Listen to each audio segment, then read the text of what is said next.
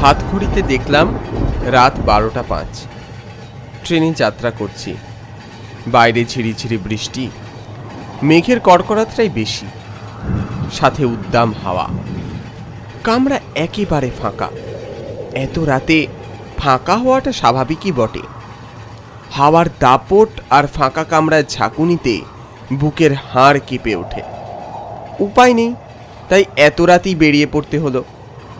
আমার এক বন্ধুর পত্নী হঠাৎই গুরুতর অসুস্থ হয়ে পড়েছে। ওরা বাড়িতে একা থাকে, ওদের নিজের বলতে কেউ নেই।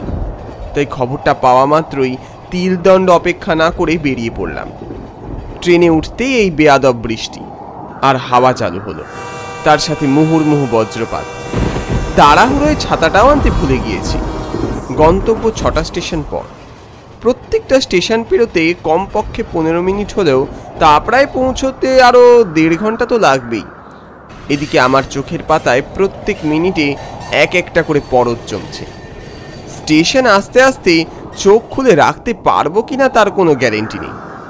2 বাদ ঘুমিয়ে পড়লে আবার আর এক কেলেঙ্কারি। তড়িঘড়ি সিট ছেড়ে উঠে পড়লাম। হাতল ধরে দাঁড়িয়ে গেলে ঘুমটা সেইভাবে কাবু করতে পারবে না, এই ভেবে এগিয়ে গেলাম।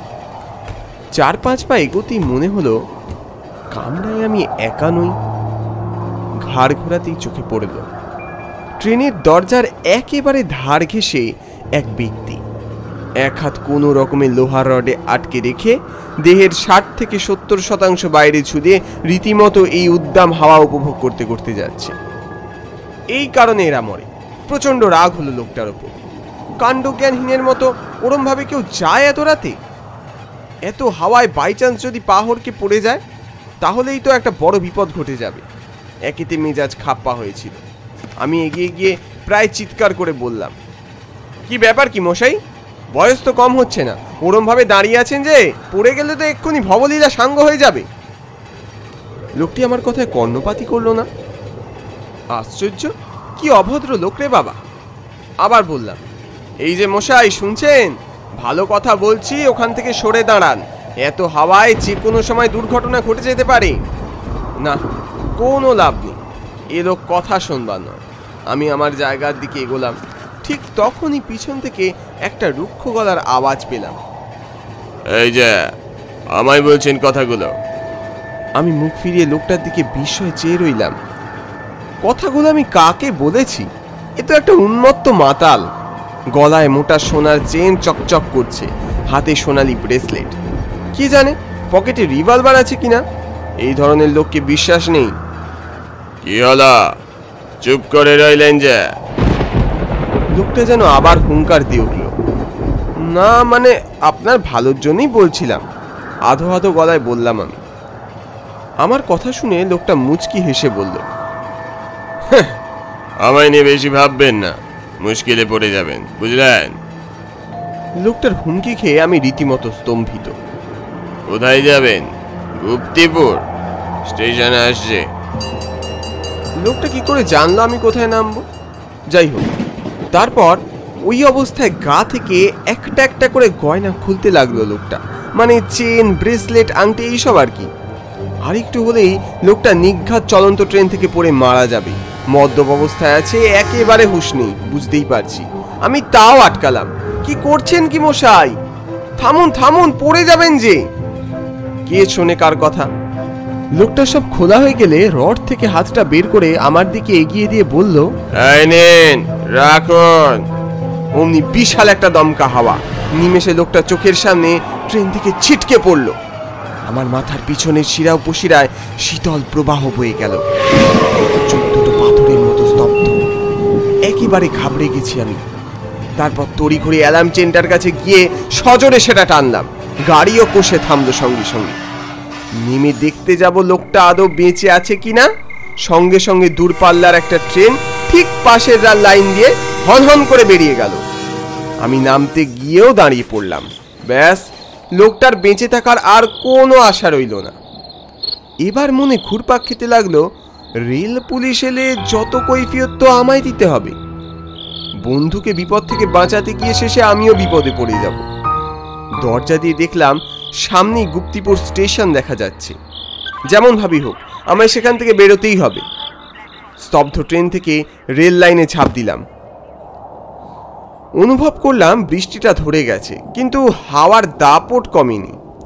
রেল লাইন ধরে ছুট দেব ঠিক করেছি, এমন সময় দেখতে পেলাম ট্রেনের দরজার কোণের চিলতে অংশে লোকটার ব্রেসলেটটা ঝুলছে। কি মনে হলো ওটা পকেটে নিয়ে স্টেশনের দিকে দ্রুত পায়ে গিয়ে চললাম। আরো মিনিট দুয়েক হাঁটলে প্ল্যাটফর্মে ওঠার সিঁড়ি। এমন সময় পিছনে কোলাহলের শব্দ। মুখ ফিরিয়ে দেখলাম কতগুলো পুলিশের লোক। ওদের খাকি উঠতি দেখলেই বোঝা যায়। টর্চের আলো ফেলতে ফেলতে আমার দিকে ছুটে আসছে। এই কামরাটা ভালো করে চেক করো, ভালো করে চেক করো। আমি আর কোনো দিকে না তাকিয়ে রেল লাইনের উপর দিয়ে খুব জোর ছুটলাম।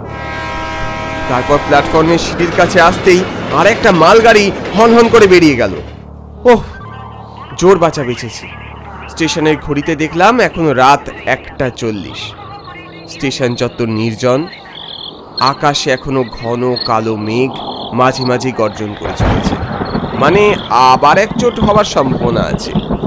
প্ল্যাটফর্মে রেলিং বরাবর হাঁটতে শুরু করলাম। ভাবলাম কি কুক্ষণে যে এখন বাড়ির থেকে বেরোলাম। এত দুর্যোগ হবে জানলে আব্দুলকে ফোন করে বলে দিতাম আসতে পারবো না, কিন্তু ওর এখন আমায় দরকার। শুনেছি রিসেন্টলি ওর চাকরিটাও চলে গেছে, তার উপর এইরম বিপদ। বন্ধু হয়ে বন্ধুর বিপদে না থাকলে কিসের বন্ধু। স্টেশন ছেড়ে রাস্তায় নামতেই বৃষ্টিটা আবার শুরু হলো, এবার বেশ জোরে। রাস্তার খানাখন্দে 1 হাঁটু করে জল জমেছে। গুপ্তিপুর কিছুদিন আগে একবার এসেছিলাম, ওই যখন আব্দুল নতুন বাড়িটা করলো তখন। আর সব কিছু ঠিক থাকলেও জায়গাটা বড্ড ফাঁকা ফাঁকা। রাস্তার বাতিগুলো বৃষ্টিতে ঠিক মতো জ্বলছে না। ভাগ্যিস আব্দুলের বাড়িটা স্টেশন লাগোয়া, না হলে বড় মুশকিলে পড়তাম। 5-7 পা এগোতেই একটা অদ্ভুত জিনিস লক্ষ্য করলাম। রাস্তার ওপাশে একটা ক্লাব ঘরে এখনো আলো জ্বলছে। ঝাপসা আলোয় কিছু লোককে দেখতে পেলাম, তবে বুঝতে পারলাম না ওরা ঠিক কি করছে। এত রাতে কি কোনো ক্লাব ঘর খোলা থাকতে পারে? যাই হোক, আব্দুলের বাড়ির গেটে পৌঁছে 2-4 বার কড়া নাড়তেই আব্দুল দরজা খুলল। অমলান এসছিস? আয় ভাই আয়।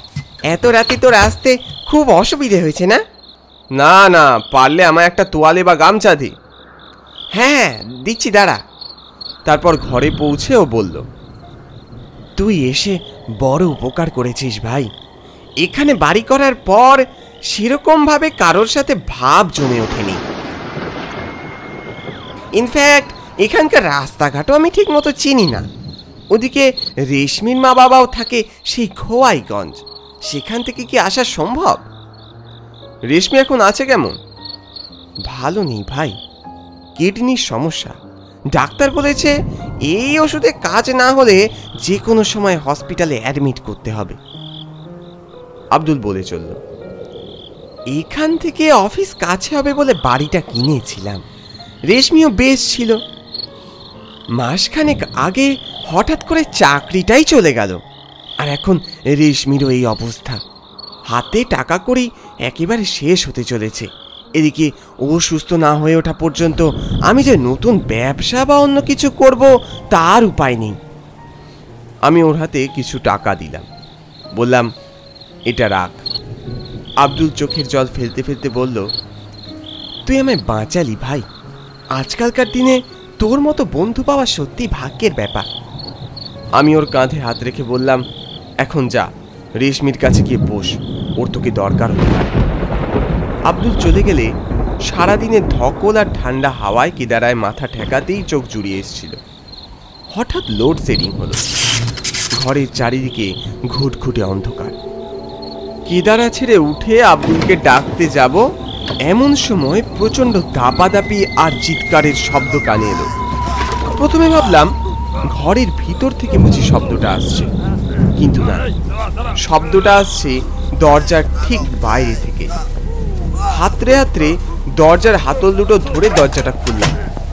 ঘন বৃষ্টিতে অন্ধকারে যা দেখলাম নিজের চোখে বিশ্বাস করতে পারলাম না।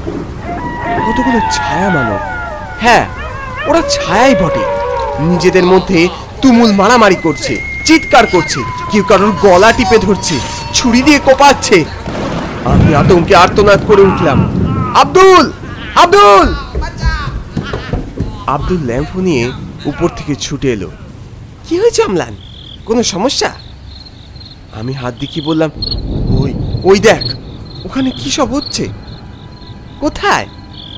মুখ ঘুরিয়ে যখন দেখলাম ওখানে সত্যিই কেউ ছিল না। কি হলো, কোথায় কি হয়েছে? ওখানে ওখানে কারা সব মারপিট করছিল, এমনকি ছুরি দিয়ে। ও আমার কথায় অবাক। কই, কোথায় তারা? তারপর হেসেও বলল, বুঝেছি, সারাদিন ঠিক মতো ঘুম হয়নি তোর, চল কিছু খেয়ে ঘুমিয়ে নিবি। আমি বাধা দিলাম, না কিছু খাবো না, শুধু শোবার বন্দোবস্তটুকু করে দিলেই হবে। বেশ। ল্যাম্পের আলোয় আর ঠান্ডা হাওয়ায় বিছানায় আপসেই ঘুম চলে আসে। কিন্তু ট্রেনে ঘটে যাওয়া সেই বীভৎস ঘটনা আর আব্দুলের দরজার বাইরে যে কাণ্ডটা আমি দেখলাম, আমি তার কোনো ব্যাখ্যা খুঁজে পাচ্ছি না। তাই মনটা বড্ড অস্থির হয়ে আছে। বিছানায় শুয়ে এপাশ ওপাশ করতে করতে ঘুম এলো আবেশে।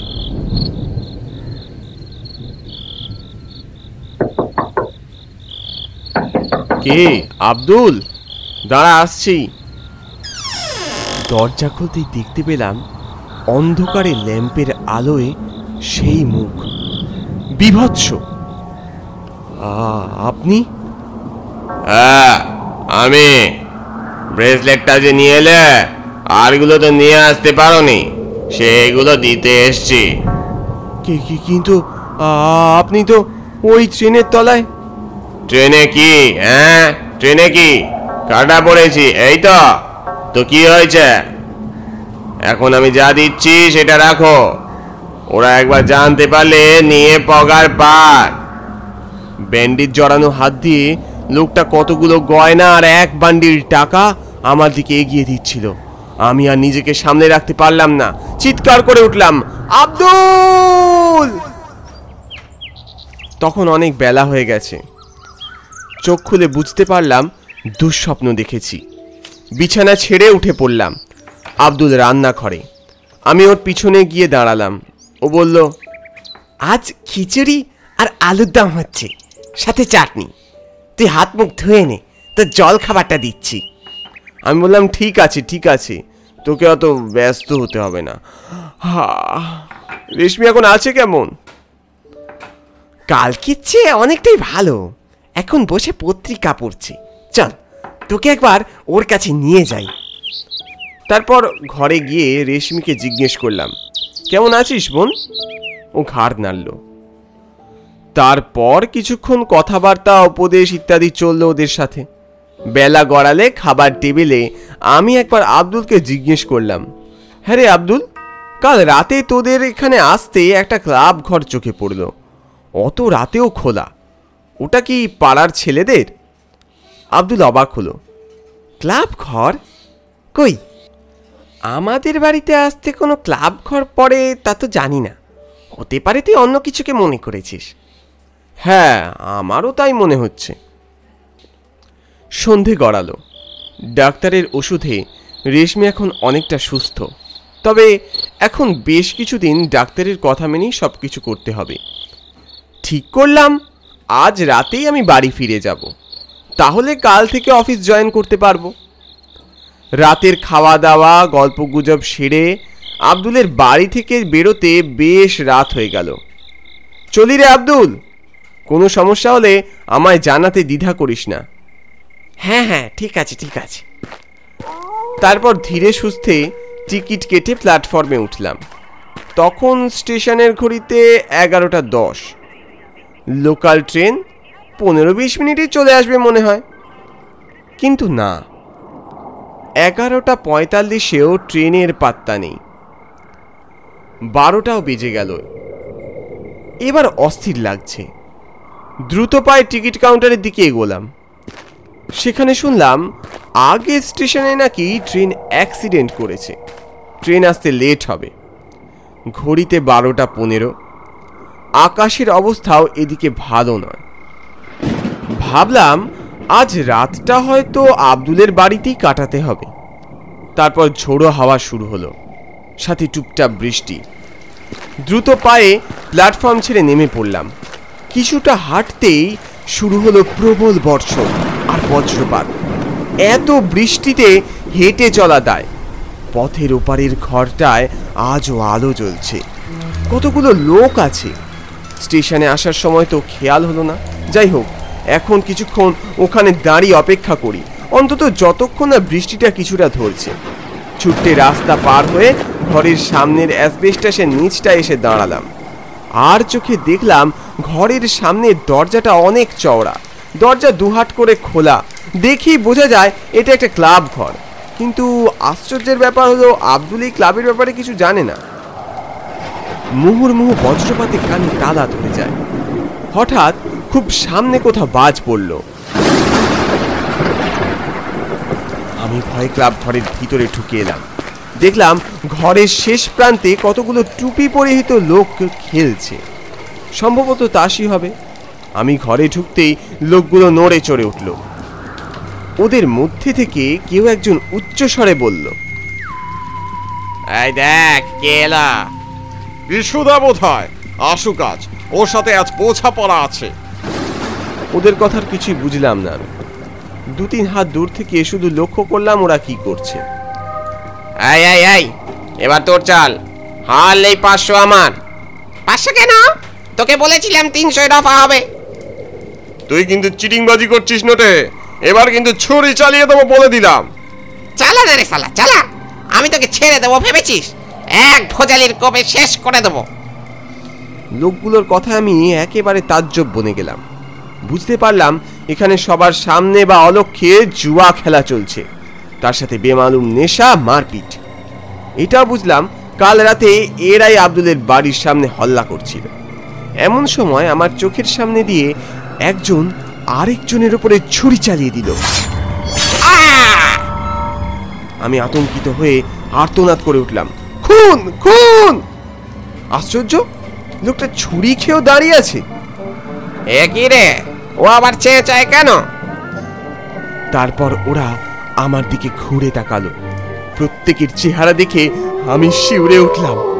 কপালে বুলেটের গর্ত, কারো গলায় ছুরির দাগ, কারো বুকে ছুরি বিঁধে আছে, আবার কারো শরীরের নানান জায়গায় ব্যান্ডেজ বাঁধা।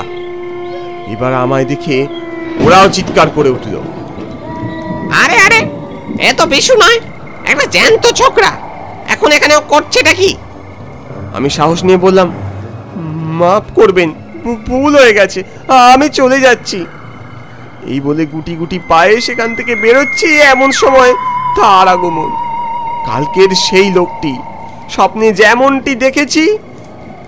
মুখের ঠিক মাঝখানে লম্বা কাটা দাগ, সেলাই করা। তার সাথে একটা জিনিস আরও যোগ হয়েছে, কপালে বুলেটের গর্ত। আপনি এখানে? এখানে রোজ রাতেই তো আসি, খেলি, আমি জিতি। আপনাকে কাল ওইগুলো দিচ্ছিলাম কি সাদে? এগুলো সব কটা হারাবাতের দল, যা দেখে তাই নিতে চায়। এখানে কে যে ভূত কে যে মানুষ বোঝা বড় দায়। পিছন থেকে আবার চিৎকার, এই বিশু, এই তুই কাল আমার সাথে জালিয়াতি করেছিস, এখনই সব ফেরত দে।